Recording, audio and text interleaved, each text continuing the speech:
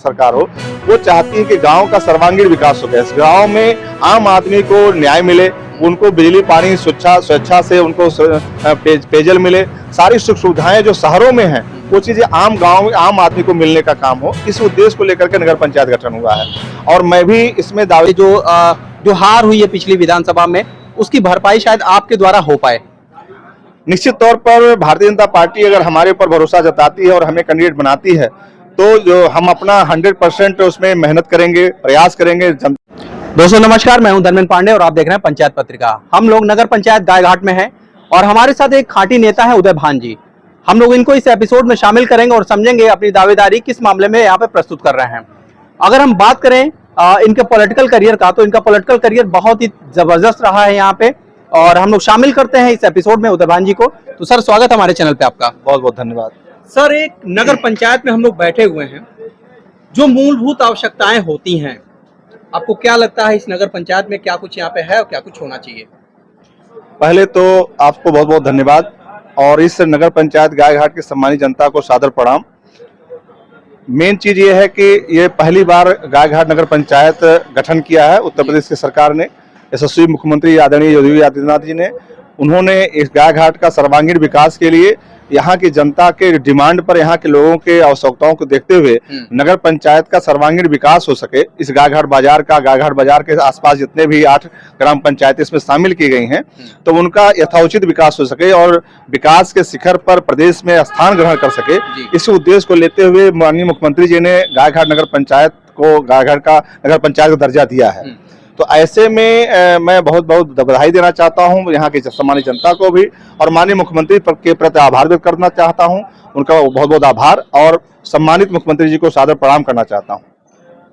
जैसा कि अभी यहाँ पे हम लोग देख रहे हैं, तमाम बैनर पोस्टर लग गए हैं, लेकिन हाई कोर्ट जो है डेट पे डेट दिए जा रहा है। इससे प्रत्याशियों का मनोबल भी थोड़ा कहीं ना कहीं टूट रहा है और भाजपा के पास एक बड़ा अवसर है, क्योंकि भाजपा यहाँ पे विधानसभा सीट अपनी हारी थी। तो आप जो है एक फेस वैल्यू के रूप में भाजपा अगर चाहती तो आपको भुना सकती है। आप इसको कैसे देखते हैं? हम लोग तो अपना पॉइंट ऑफ व्यू रख रहे हैं। नहीं, ऐसा नहीं है। भारतीय जनता पार्टी बहुत बड़ी पार्टी है और मेरे जैसे हजारों कार्यकर्ता पार्टी में काम कर रहे हैं और मेरा बहुत बड़ा चेहरा नहीं है। ठीक है, मैंने पॉलिटिकल रूप से मैं सन 2000 में कुदरा ब्लॉक से ब्लॉक प्रमुखी लड़ा था और मामूली से 3 वोट से चुनाव हारा था, और तब से लेकर के आज तक मैं समाज की सेवा करता चला रहा हूँ। और इसके पहले मैंने बहुजन समाज पार्टी के संगठन में रह करके पूरे प्रदेश में संगठन का काम किया था, और इधर काफी पहले से ही मैं भारतीय जनता पार्टी में ज्वाइन करके और भारतीय जनता पार्टी में कार्यकर्ता की हैसियत से पार्टी को काम कर रहा हूं। जहां तक गायघाट नगर पंचायत की बात है, गायघाट नगर पंचायत में जो विकास होने हैं तो उसको लेकर के जो यहाँ पर जैसे सड़कों का निर्माण होना है, गली मोहल्ले में खरंजे का निर्माण होना है, लोगों का साफ सफाई का ध्यान देना है, आवास बनाने हैं और यहाँ पर विशेष रूप से रोजगार सृजित करना है। इन सारे उद्देश्यों को लेकर के जो भारतीय जनता पार्टी की नीतियां हैं, रीति नीति है, जो डबल इंजन की सरकार, चाहे केंद्र की सरकार हो चाहे प्रदेश की सरकार हो, वो चाहती है कि गांव का सर्वांगीण विकास हो गया। इस गांव में आम आदमी को न्याय मिले, उनको बिजली पानी स्वेच्छा से उनको पेयजल मिले, सारी सुख सुविधाएं जो शहरों में हैं वो चीजें आम आदमी को मिलने का काम हो। इस उद्देश्य को लेकर के नगर पंचायत गठन हुआ है और मैं भी इसमें दावेदारी इसी उद्देश्य से कर रहा हूं कि मैंने जो अभी 20-22 सालों तक राजनीतिक सामाजिक कार्यकर्ता बन करके समाज की सेवा किया है, तो मेरे अंदर भी जो क्षमता है, मैं भी अपने सरकार से, उत्तर प्रदेश सरकार से, केंद्र सरकार से अधिक से अधिक बजट ला करके इस गायघाट का सर्वांगीण विकास करने का प्रयास करूंगा। दूसरी बात जहां तक है कि पार्टी की जहां तक बात है, पार्टी जो यहाँ का कैंडिडेट चुनाव हारा है वो पार्टी ने चुनाव नहीं हारा, यहाँ व्यक्तिगत कैंडिडेट का व्यक्तिगत विरोध था। पार्टी के बहुत बड़े पैमाने पर उसको वोट मिला। और मेरा मानना है कि जितने भी नगर पंचायत जनपद के अंदर हैं, जो 10 नगर पंचायतें हैं, 1 नगर पालिका परिषद है, उस पर सब पर बीजेपी का विजय होगा आगामी चुनाव में। और चुनाव घोषणा होने के बाद ही, क्योंकि जितना विकास का कार्य बीजेपी ने किया है, अन्य सरकारों ने उतना काम नहीं किया है, तो वो हमारे महत्वपूर्ण मुद्दा रहेगा लोगों को बताने के लिए। और इसी उद्देश्य से नगर पंचायत का नया गठन किया गया है, माननीय सरकार, उत्तर प्रदेश सरकार ने, माननीय योगी जी ने किया है। तो उसी उद्देश्य को लेकर के कि जो गांव में हम पैसा दे रहे हैं वो गांव में विकास हो सके, तो वो उसका 100% उपयोग हो सके, इसी नाते नगर पंचायत का गठन किया गया है। अभी हम लोगों ने देखा कि एक तस्वीर वायरल हो रही थी सोशल मीडिया पे, जहाँ पे लिखा था कि ब्राह्मणों भारत छोड़ो, बनियों भारत छोड़ो। तो इस चुनाव में अगर हम देखें तो हम लोग देखते हैं कि जो कास्ट फैक्टर है, जो जातीय समीकरण है, वो चुनाव में काम करता ही करता है। तो आप इसको कैसे देखते हैं कि आप समस्त वोटरों को कैसे एक सूत्र में बांध पाएंगे, जहां पे सामाजिक विषमता की बातें की जा रही हैं बड़े मंचों से, इसको आप कैसे देखते हैं? देखिए, ये चीजें गौण हो गई हैं। जाति की पॉलिटिक्स और धर्म की पॉलिटिक्स गौण हो गई है। आपने देखा होगा सन 2014 में आदरणीय मोदी जी जब राष्ट्रीय राजनीति के शिखर पर पहुंचने का काम किए हैं, तो वो उन्होंने विकास का मुद्दा बनाया, उन्होंने भ्रष्टाचार का मुद्दा बनाया, उन्होंने बेरोजगारी का मुद्दा बनाया, और उसी मुद्दे के आधार पर 2014 में 2019 में लोकसभा में पूर्ण बहुमत की सरकार भारतीय जनता पार्टी बनी। और उत्तर प्रदेश में जो भारतीय जनता पार्टी 91 के बाद से कभी सरकार में नहीं आ पाई थी, माननीय मोदी जी के कुशल नेतृत्व में वो उसी विकास के मुद्दे को लेकर के, इन्हीं सब मुद्दों को लेकर के उत्तर प्रदेश में दूसरी बार 17 में भी पूर्ण बहुमत सरकार बनाई प्रचंड बहुमत से, और 2022 में भी प्रचंड बहुमत सरकार बनाई है। तो ऑटोमेटिक जो जाति की राजनीति करने वाले लोग हैं, जो धर्म की राजनीति करने वाले लोग हैं, उनका चेहरा बेनकाब हुआ है, वो चीजें गौण हो गई हैं।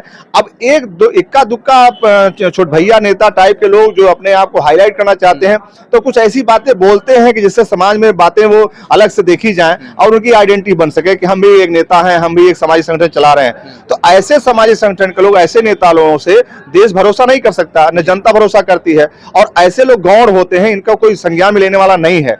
और मेन चीज क्या है, यहाँ मेन मुद्दा है बेरोजगारी है, भ्रष्टाचार है, महंगाई है, विकास है। इन मुद्दों पर भारत की सरकार जो है, केंद्र की सरकार चाहे प्रदेश सरकार है, पूरी तरह से संवेदनशील है और बड़े पैमाने पर इस पर काम करके और देश को तरक्की के रास्ते ले जाना चाहती है। और जिस प्रकार से आपने देखा है कि माननीय मोदी जी के नेतृत्व में पूरे दुनिया में भारत का नाम हुआ है, उसी हिसाब से उत्तर प्रदेश से माननीय योगी के नेतृत्व में पूरे भारत में वो उत्तर प्रदेश का नाम हुआ है।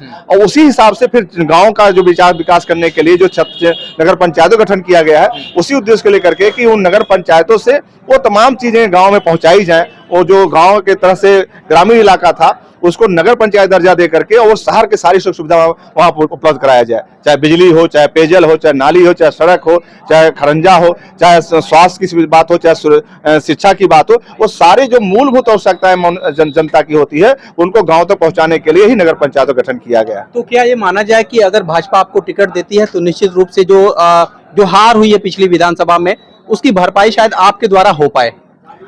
निश्चित तौर पर भारतीय जनता पार्टी अगर हमारे ऊपर भरोसा जताती है और हमें कैंडिडेट बनाती है, तो जो हम अपना 100% उसमें मेहनत करेंगे, प्रयास करेंगे, जनता के बीच में जाकर के अपनी बात को रखेंगे और उनका दिल जीतने का काम करेंगे। हमारी भी कुछ 20-22 सालों का राजनीतिक अनुभव है, कुछ उसका भी हमें समीकरण का लाभ मिलेगा।